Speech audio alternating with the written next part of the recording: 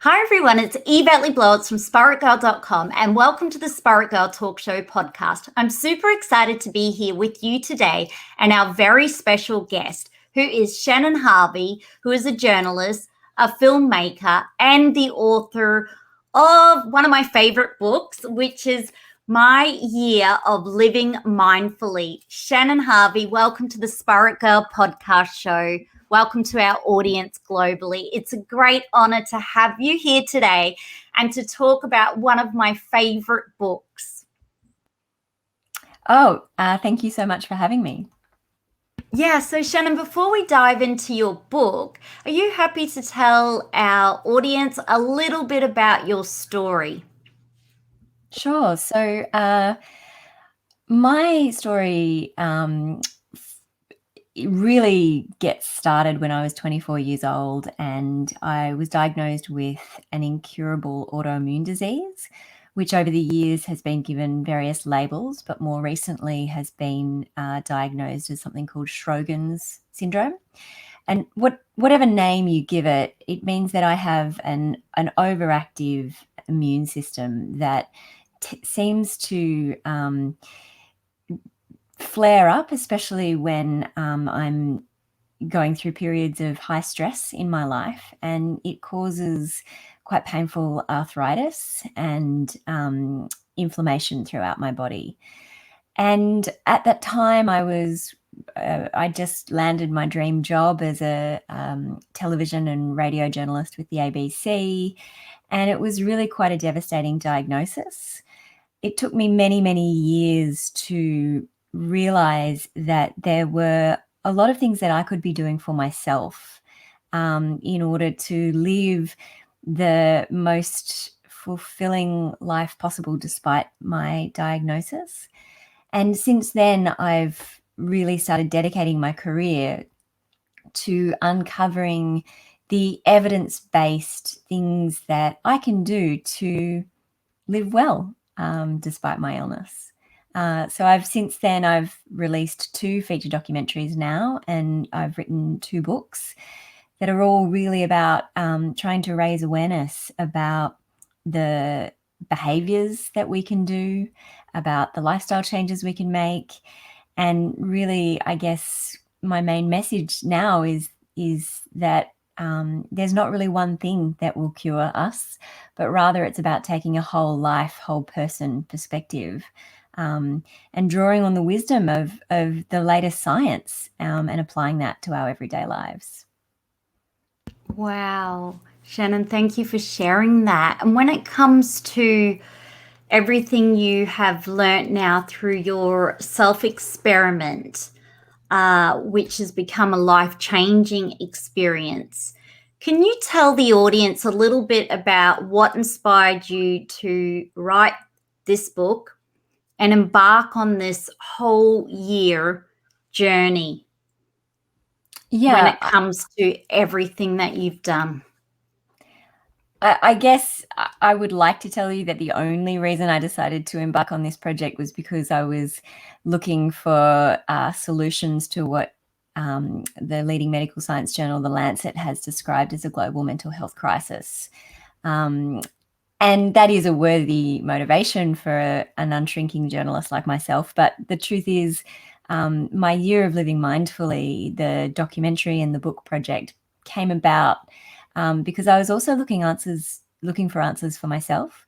I'd just had my second baby, and although I wouldn't describe myself as being in a full-blown, mental health crisis, I wasn't in the grips of, a severe post-traumatic stress flare-up or the grip of depression, a major depression.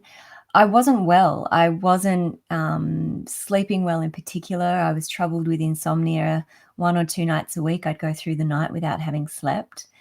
And the whole, being a mother of 2 young kids and trying to do the work-life two-step, I'm happy to say I was failing. And I guess really it was something that a professor at Oxford University named Willem Kuyken said to me that really landed, which is that it's quite absurd that at the moment we currently wait until we're at the equivalent of stage 4 cancer before we think to intervene and do anything about our mental health. And so when I rated myself on a scale, on a sort of a social sciences scale to determine where I sat on a continuum of mental well-being, I came in at sitting just below average. And I guess the question is it possible to move? Is that a fixed thing? Is that something that can shift? And can I improve my mental well-being? And if so, how? So I looked and looked and looked for, I guess you would say, the mental equivalent of a 30-minute workout, or eating my 5 fresh fruit and vegetables daily. And I wanted it to be something that was grounded in science and something that I could do for myself. And I was really quite surprised that there were very little things that were on offer. And the one thing that seemed to fit the bill was this thing called mindfulness meditation. Wow.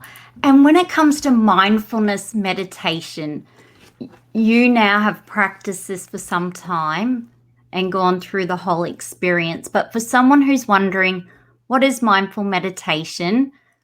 What is that? And I mean, how did this then journey start with your mindfulness meditation? Sure. So it's funny, more recently I found myself not even calling it mindfulness meditation. I've been saying mindfulness training. And that's a really deliberate shift in language, because I think there are a lot of myths and misconceptions about what mindfulness is. I think a lot of people think that mindfulness training is about finding a place of, Zen-like peacefulness, about relaxation. And I do understand how it has got that reputation. I think some of the early pioneers of mindfulness training in the West, deliberately used that kind of language to try to kind of capture interest from the public. But at the end of the day, mindfulness training is really, it's really a training technique. It's a skill.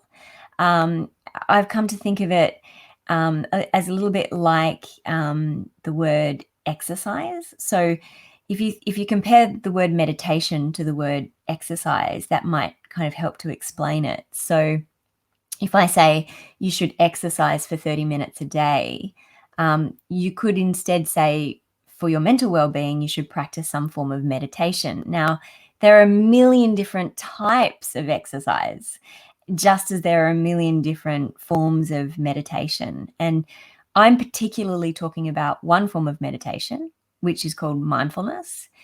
And that is a simple technique, a systematic form of mental training, which was developed by a man named Siddhartha Gautama, who we know today as the Buddha. But has since been studied now and is increasingly being studied as a form of mental training that may be especially helpful to people like me who suffer from chronic pain, or to others who have mental disorders such as depression or post-traumatic stress, and even some form of addiction. I can explain what the technique involves, but I think that's kind of more of a broad overview just to kind of give you an idea of what I'm talking about. And in your book, it was fascinating because you wrote each day, really you dived into how you were thinking, what you were feeling when it came to your mindfulness practice. There were times that you really questioned whether you could get through this whole year of mindfulness meditation practice. So obviously you've got kids, like for someone who's going to maybe embark, like obviously read your book and be inspired to start, is it fair to say it's going to like be a little bit hard at the start? You're going to have better days than others, and just getting into a routine and making time or finding the time is maybe one of the hardest challenges?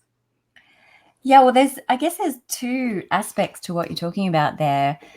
the first one is that for me and for pretty much anybody else who's ever tried mindfulness training, it can actually be really unpleasant, especially at the beginning. The other aspect of that is actually fitting it into daily life, which is also a challenge. But to answer the first part of that, the instruction when you practice meditation mindfulness meditation is to choose something to focus on, what is known as an object of awareness. So that could be your breath or, the sounds in the room around you. It could be anything that you want.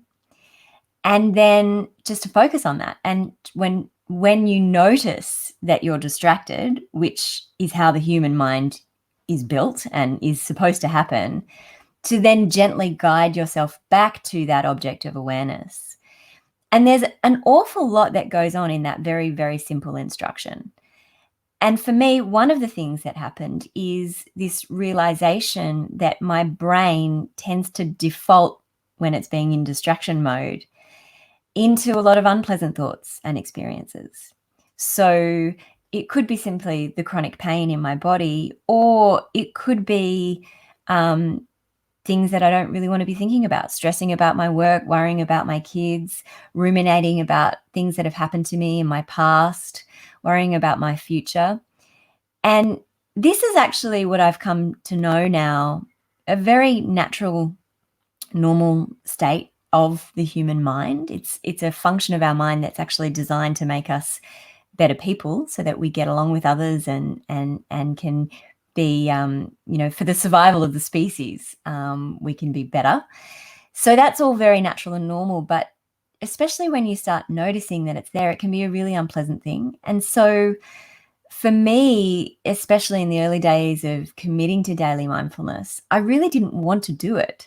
When in a world where there are, very attractive men to watch on Bridgerton, or, heroic Highlanders to watch on Netflix, in my very rare moments of downtime, who really wants to actually sit with unpleasant thoughts and experiences as part of a, sort of mental exercise. So it took me a lot to actually overcome that and to stick with the training. I think one of the things that helped was that I had a whole team of scientists who were holding me to account. And if I didn't actually practice, then there would be no point in the whole experiment. So that helped as well. Oh, wow. I love your honesty, Shannon, because it just really helps then someone who's thinking about trying this daily mindfulness practice. So, Shannon, I just want to ask here, there's all of this hype about mindfulness, but I love how you share it's a little bit discomfort. When it comes to your digital detox, one of the things I was fascinated in your book was how you literally have gone off social media. I couldn't find you anywhere when I started out reading the book, apart from your website. I was looking for you on like Instagram, thinking, can't find this author. But can you tell people why you made that decision based on science or based on the experiment that you have just done? Yeah, so there are a number of reasons that I came to that decision about halfway through the project. One of them being that I realized that my mental real estate, as in the activity that's going on in my own mind, is really, really valuable. Is that as I came to understand how my mind works, I realized that I wanted to make sure I was nourishing my own mind, rather than kind of just consuming endless amounts of junk for my mind, junk food for my mind. So there was a realization that my time and my headspace is something that I really value. And it was, many people would say it would be career suicide for a person who works in the media like myself to shut down my Twitter account, to significantly reduce my presence on all social media, to delete them off my phone. And at first I was kind of terrified to do that. I thought, oh, is this going to be a career killer? And the first thing that happened was that suddenly I had a lot more time in my day. So finding the time to meditate became easier because I wasn't getting lost in an endless, feed of the highlight reels of other people's, newborn children. And then the next thing that happened was absolutely nothing in terms of the consequences for my career, which was a reckoning, actually, because I think that there's a kind of cultural belief that your contribution and your worth is measured by the number of people who follow you, and your success is measured by how many subscribers you have to your YouTube channel or your social media platform of choice. And what I've now learned is that that's a complete vanity metric, and then it's only other people who think that that's valuable. And my reach, to give you an idea, I was off social media for a good 12 months before we released my Year of Living Mindfully, and without being on social media, we were able to still reach 3.5 million people in the space of 7 days when we released the film online. So my life is certainly better at the moment for not being on social, and I have a lot more headspace. But the other thing is, I want to be really honest with you as well, because I don't want you to think that I kind of walk around in a bubble of bliss all the time and I never get lost, in something mindless on my phone. Like, I confess that I still, go into some of my favorite fashion websites and scroll through, the new releases, and I still check all the news websites. And so I'm in no way a superhuman. But I'm just not on social media. Wow, that is so amazing, because it's incredible you're not on social media, and you look amazing for it, can I say? And congratulations on the launch of your film, and 3.5 million viewers and people consuming it within 7 days is incredible. Amazing. And it just goes to show you, I learned through COVID-19 myself that being off social media and spending less time is a really good thing. And we don't need to be on there, all day, every day. And if we could go back to the good old days of everybody just having a website and then going to that website, life would be so much easier. So you've really inspired me to spend less time on social media and to delete my Facebook app off my phone and things. And I'm sure you're going to inspire some other people as well, because we always say we don't have enough time to meditate. And then when we sit down and look at how much time we've spent on social, it always tells the picture that we do have time to meditate. Now, Shannon, what are some of other self-care rituals that you do to feel good from within and to take care of yourself also? You mean in addition to practicing mindfulness training every day? Yes. Yeah. Good question. Self-care rituals. The number one thing for me is to nurture my relationships. One of the things that I've concluded after sort of interviewing so many of the most incredible world-leading experts who understand what makes us live happy, healthy lives is that our connections with other people are absolutely crucial. And so I think whereas a previous version of me tended to prioritize, the metrics of success and work over and above people, that's really shifted for me now. So my family are numero uno. My relationship with my husband is absolutely critical, and it is non-negotiable.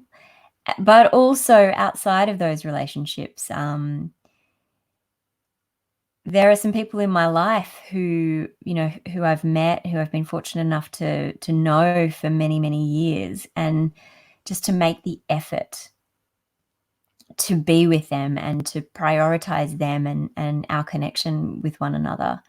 So I guess in a weird way, I self-nourish by connecting with others. Yeah. Yeah. Wow. And do you feel that your connection is stronger now while it's in person, you're present, compared to, say, the days when you might have DM'd them via a social media app or just looked at their photos on Facebook? Do you feel like that nourishment is so much better now? I think, yeah, it's certainly, yeah, definitely connecting with people in real life, just simply through a phone call, or making the time. I have a friend who lives a couple of hours away from me, and I came to a realization that it's just absurd that I can just get in a car and I can go and see her and her family, and we can connect, and we don't need to sort of think that distance is a problem, as long as we just make the space for that. And I'm so glad that that is something that I realized, because I value that connection very much. So yeah, it's not the same, you know, scrolling on their social feed. Definitely. Yeah, no, I love those words of wisdom. And it's such a great reminder to nurture, and if they live 2 hours or 3 hours away, to make that effort, make the time and connect. Shannon, you now still have work and your film and your book and your kids and so much going on. But what was one of the most fascinating things you learned from all of these brain scans you had? Can you kind of share a little bit more about that, the experiment? Because you were having scientists really track your brain activity, your telomeres, like some really hefty kind of research went on. There are a lot of things that I learned through that exercise. Fortunately, there were 6 researchers who came on board to follow me throughout the year. There were 2 neuroscientists. There was somebody who studied my subjective wellbeing. Somebody studied my stress hormones and my immune function. And yeah, as you said, we also measured my cellular aging in the form of telomeres length, and also my genetic expression. One thing which is quite surprising, that is not particularly going to, you know, sell me a lot of books, is that science is really, really difficult, and that an experiment of what scientists call N equals 1, where there's only one person in the study, doesn't actually tell us a whole lot about what something like mindfulness training might do for another person, say of a different age or in different life circumstances. So I'm really careful not to say, look, you know, scientists, you know, tracked my brain changes over the course of the year and they found these remarkable transformations. And therefore, everybody in the world should meditate like I did, you know, practice mindfulness training like I did. And that is not what I concluded, which, you know, is not a very media friendly, you know, clickbait type thing to say. But I can say that for my life, and funnily enough, regardless, by about 3/4 of the way through the project, regardless of what those scientists found, I knew that I would be practicing mindfulness training for the rest of my life, because the changes in my life were so clear, and it was as clear as night and day. The way I think about it is, you know when you start a new exercise program and you stick with it for 6 weeks, and you know you've been training, you kind of think, oh, has this been worth it? Has this been worth it? But then you're doing something really everyday, something really mundane, like bringing groceries in from the car or lifting a child or something like that, and you go, oh wow, that was much easier. Oh, I guess that training has actually been, paying off, or, you can get up a flight of stairs easier or something like that. You notice that difference. It's really clear. The same thing happened with me when I went up to practicing mindfulness training for 45 minutes a day, is that there were really noticeable changes for me in my mental clarity, in my ability to find thoughts, to see through things clearly, to what I say is particularly in circumstances like in my parenting, for example, to, instead of immediately reacting with my kids, just having that kind of space to be able to just what the experts say is respond rather than just react thoughtlessly. So yeah, in the end, the science didn't actually matter that much to me, but it was an interesting exercise nonetheless. Yeah, well, that's incredible. I can't help think with this whole COVID-19, you only have to look at some media and you can see the reaction where people just instantly something comes out and people just react. So I guess for me, mindfulness would be an incredible tool for people to utilize or give a go, because it can help, like you say, become less reactive. Shannon, your book's out now, and obviously one of my favorites. I have to say, it was super easy to read. I think I read it in 3 days. It was so good. You're such a good writer. But you interviewed some incredible people.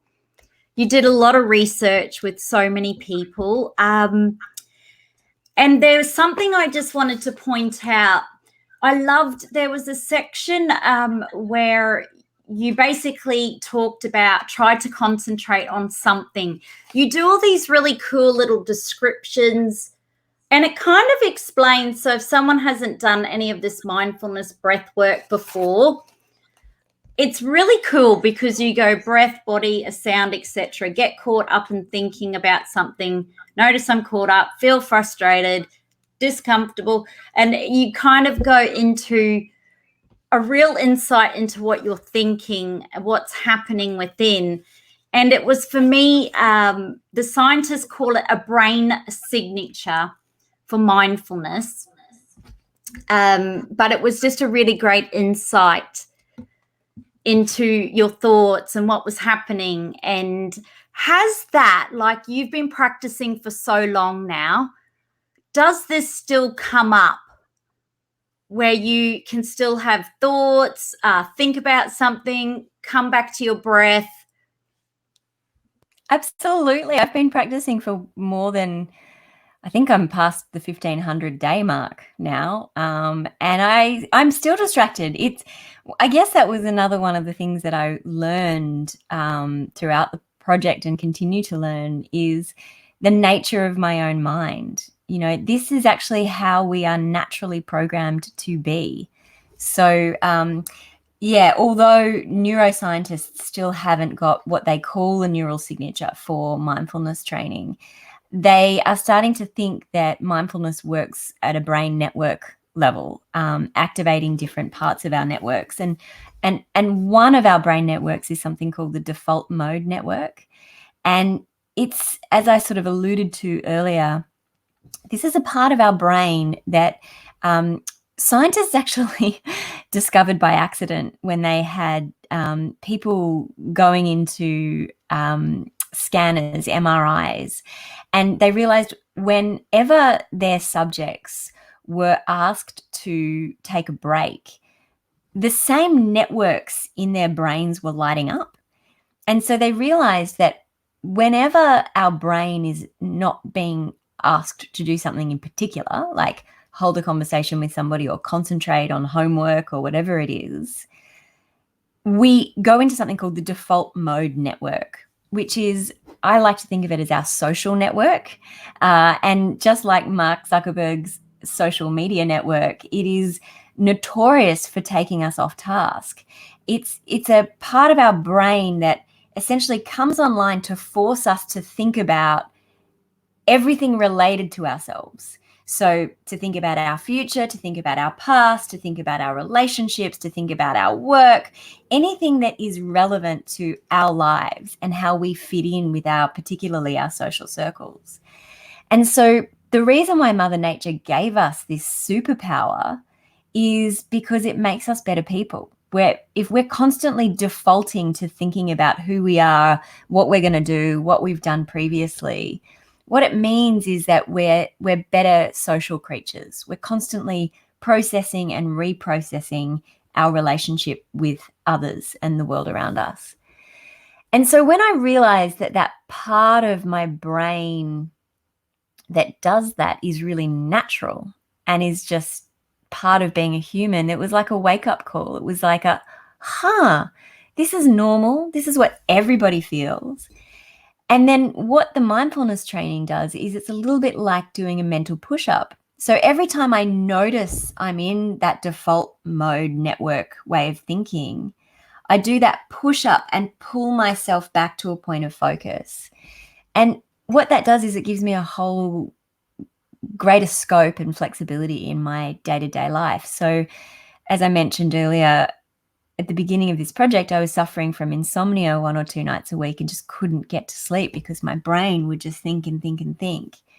But because I'd been doing these mental push-ups, I'd be like, I'm in that rumination. I'm ruminating, and I'm able to actually get into a different way of thinking. I'm able to pull myself away from that because I'm kind of mentally fit, so to speak. So that was, really life-changing, actually. Wow, that's incredible. Thank you for sharing that, Shannon. I love how you call it like your mental push-ups. And I love how the training, then you could apply it with the insomnia. And that helped you with that, which is incredible because so many people who suffer insomnia, you go to the doctor, they'll write you out some sleeping tablets, and just to think that your mental push-ups and training was able to help with that was incredible. I've got to ask you, you did a 10-day silent retreat. Yep. What was that like? You're a journalist. You interview incredible thought leaders, world leaders. Naturally, what was going on a silent retreat like for someone who's never been on this? Can you share more about that with our audience? Well, firstly, a 10-day silent retreat is a little bit like the mental equivalent of a marathon. And so just like if I was to go on an actual marathon, I would want to train for it. I had actually done a lot of training to be ready for the silent retreat. So at that point, I was meditating for at least 45 minutes a day. And so I saw that there were some people on the retreat, and I could tell simply by their body language that they were in a lot of discomfort. It can be quite difficult. There's no talking apart from interactions with the teacher. There's obviously no phones and no, emails and no social media, of course, no music to listen to, no movies to watch. And like, I'll be honest with you, the first few days, it was pretty confronting. Just nothing but me and the contents of my own mind. But after a number of days, as I started deepening into it, I can honestly say that it was one of the most profound experiences of my life. And I guess what came, void of all that stimulation in the world, what happened was that there became these moments of equanimity, abiding, a sense of inner peace, and most importantly, a real sense of connectedness with the world around me. And it was, apart from marrying my husband and having my kids, it was definitely the best thing I've ever done. And I've since been on, I think 3 now. Yeah. So I've now been on 4 silent retreats. So that tells you about my, my dedication. Yeah.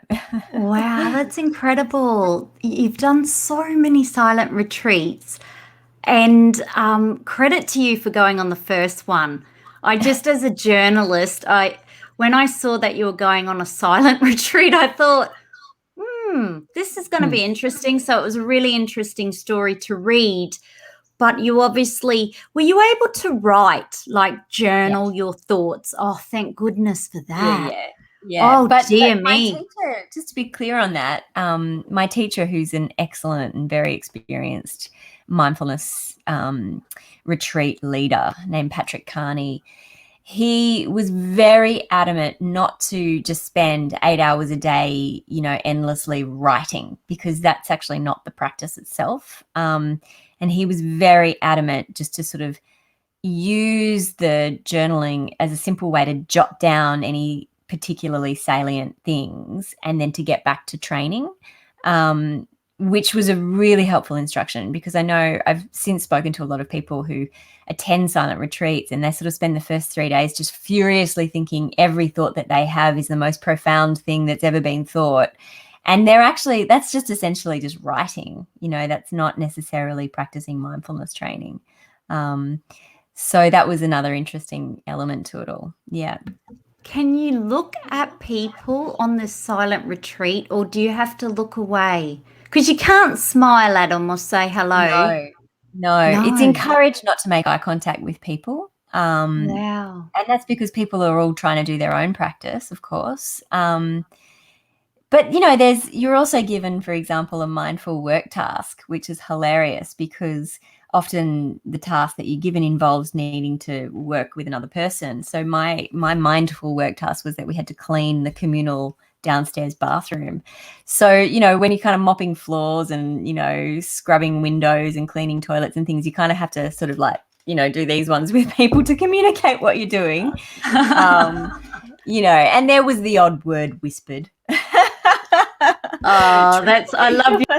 I love your honesty. And you sound like you're in a monk training, kind of like monk training, because I've heard about monks and what they kind of do. And it just reminded me of that really inner work that I think a lot of people say I would probably struggle on a silent retreat because I love to talk a lot. But I think you're right. If we do the work, so you were doing 45 minutes meditation a day in preparation, and not just going in cold turkey, no meditation training, and obviously that made a massive difference. Did you get to talk at the end? Yeah. And how do people feel at the end? Well, the conversation is really different because people are in a very present state, and it takes quite a few days really for that to change again. So you do find, I found myself having conversations with people that didn't have to go anywhere. There was no awkwardness in the social interaction. Sometimes conversations just naturally pitted away, and sometimes they went deep. It just was whatever happened, and everybody was comfortable with that, I suppose. I mean, having sat, for 10 days, just being comfortable with all experiences, whatever is happening, it can have quite a profound effect in the way you interact with others. So when you're in this room, though, you're not listening to like meditation music. There's no music. You're just listening, and you're not listening to the teacher talking to you. No. Oh my there are talks. The teacher.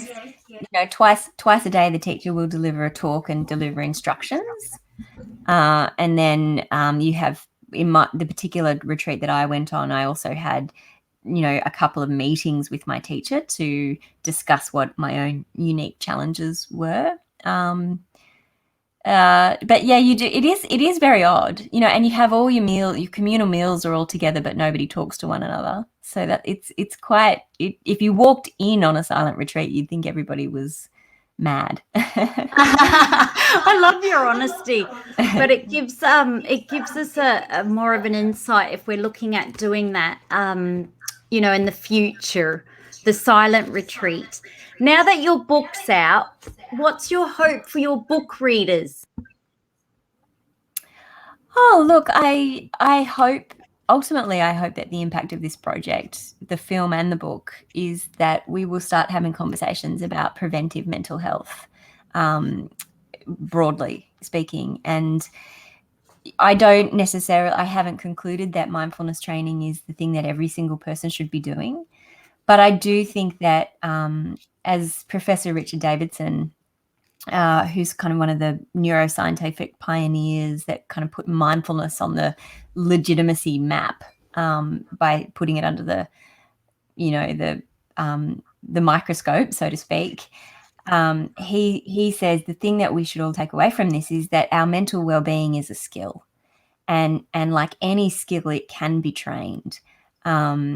And so I've concluded that my mental well-being is just as important as my physical health and my diet. So just like I try to exercise regularly, just like I try to eat a healthy diet, I now also set aside time every single day to train my mind.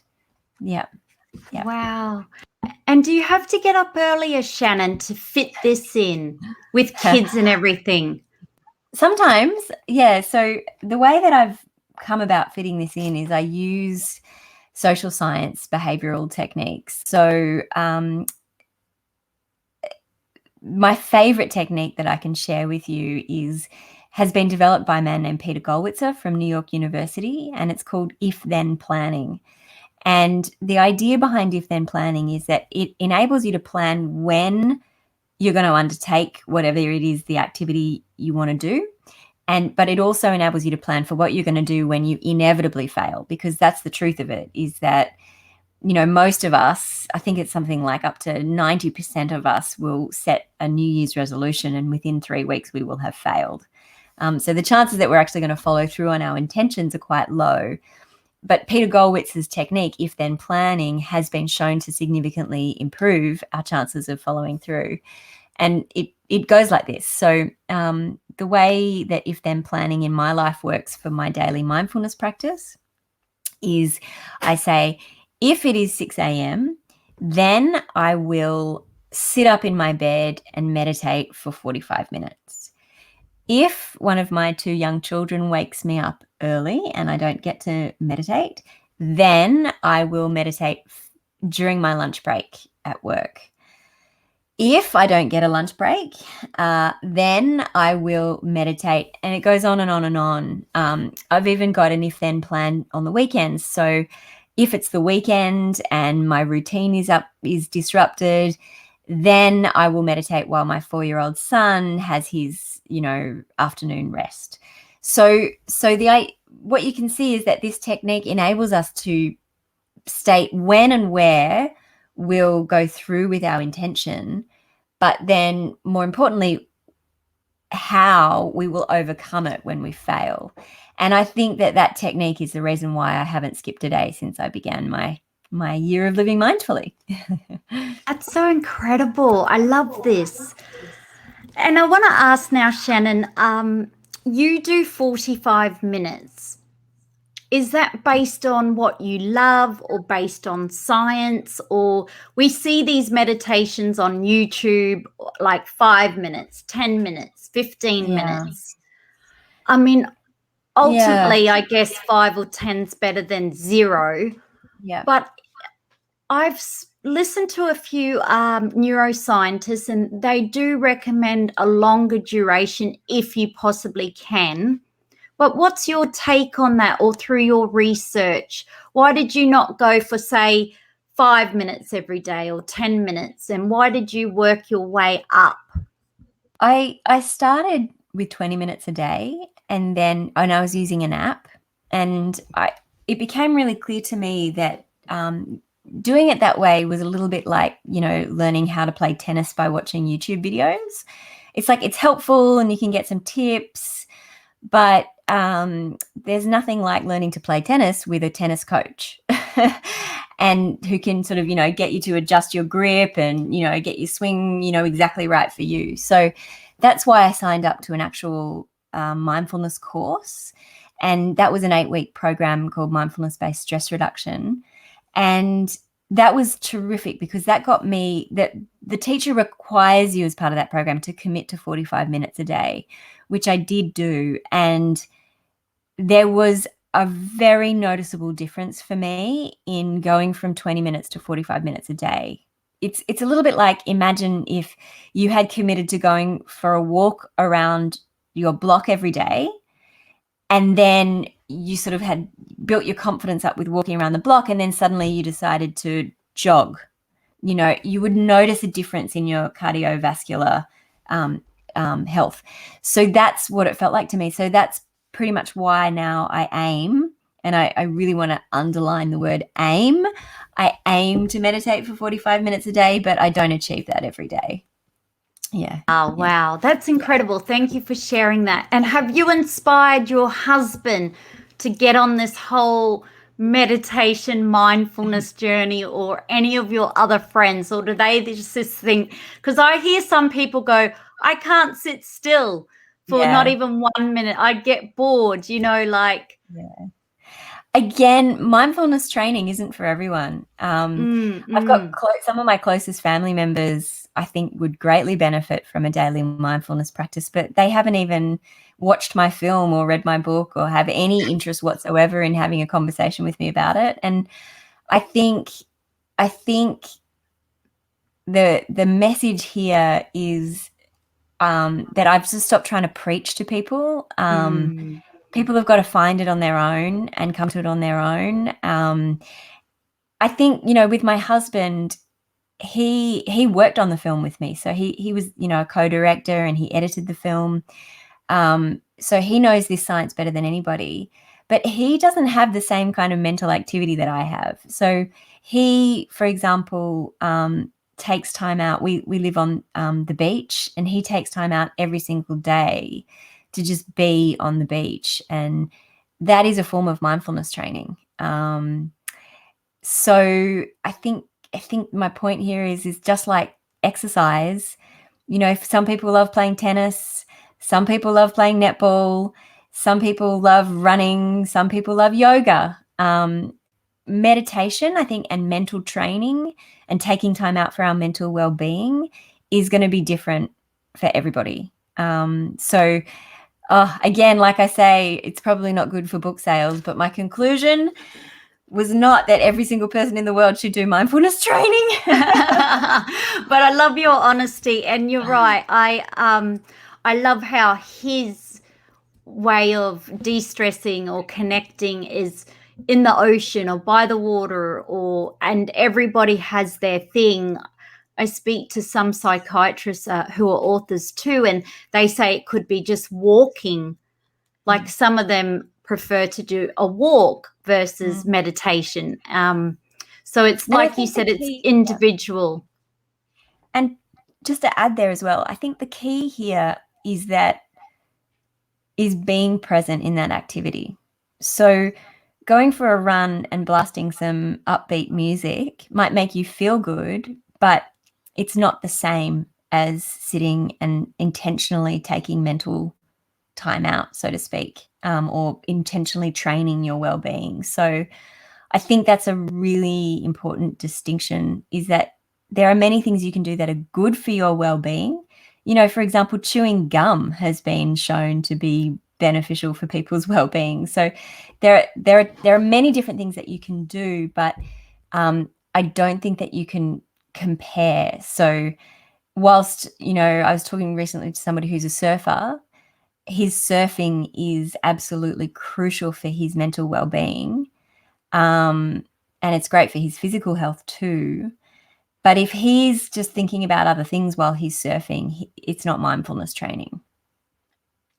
Okay, so it's about being mindful in the present moment and really focusing on what you're doing and being aware of where your arm is, or because they do say if you want to go for a mindful walk, not to take your earphones. I've heard that before, which is literally just listening to the sounds, listening to your feet. Thich Nhat Hanh teaches that very well in that mindfulness walking. Now, I could talk to you forever, Shannon, about your year of living mindfully. It was an incredible experiment, one that I've never seen before. I absolutely love your yellow jumper. And this picture here, when I looked at this picture, I thought, oh, it's going to just be absolute zen. Not a thought in her head. And then so when I got into the book, and you've shared that on several occasions through this podcast show, I really felt like, oh, okay, this is making sense. You get distracted, you have thoughts, you come back to your breath. And you really explained a lot more about mindfulness. And I think just learning about your journey was incredible. Can I ask you now, with your chronic pain, have things got better with this regular, like you've got your self-care practice, but you're doing, at best 45 minutes. Is that pain better? I mean, chronic pain's not good at any time, but compared to prior to this experiment. Yeah, my relationship to pain has significantly changed, and my relationship to discomfort and anything unpleasant has significantly changed. And I think that's one of the main mechanisms that the mindfulness training has improved my mental well-being, is that I'm significantly less reactive to both, the chronic pain and also unpleasant emotions and feelings. So, yeah. Wow. Now, how can we stay in touch with you after this podcast show? And if we want to watch, because there'll be some people that would just love to watch the film, the documentary. There'll be some people that will love to go to Big W or any major retailer or online to grab a copy, people who love to read. But I love how you've got two options. But how can we stay in touch with you? You can, although I'm not really on social media, you can find me on my website, which is shannonharvey.com, and you can subscribe to my newsletter. So I update people with new blogs, new podcasts, and we're working on a couple of new film projects. So if people want to keep in touch, then that's the best way to do it. That's really exciting. I love you've taken us back to the good old days when people just had one website, you read stuff there, you connected direct, and life was so simple and so good. So I love how you're taking us back to the good old days. So Shannon, thank you so much again. It's been an absolute honor to have you on the Spirit Girl podcast show, because we are in a global mental health crisis, which has been heightened through the global pandemic and COVID and lockdowns. But sharing your story has just really been transformational to get more of an insight into the mindfulness practice, and to hear you be able to achieve this with children. I have to take my hat off to you, because so many people struggle even fitting in self-care. And I know you said it helped because you're writing a book and doing a film, but it still takes a hell of a lot of work to get up and make that time. So congratulations on all of your success.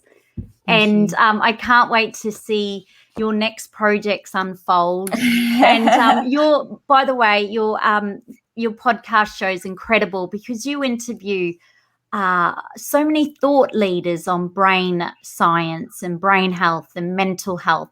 So you're obviously just so passionate about this area also and helping people.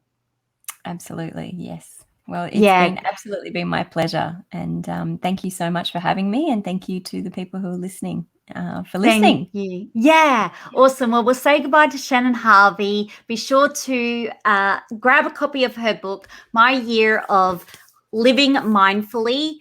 And also be sure to subscribe to the Spirit Girl Talk Show podcast, to leave a rating and review, and to share this podcast show with someone you love to. And together, let's feel good from within. Bye for now.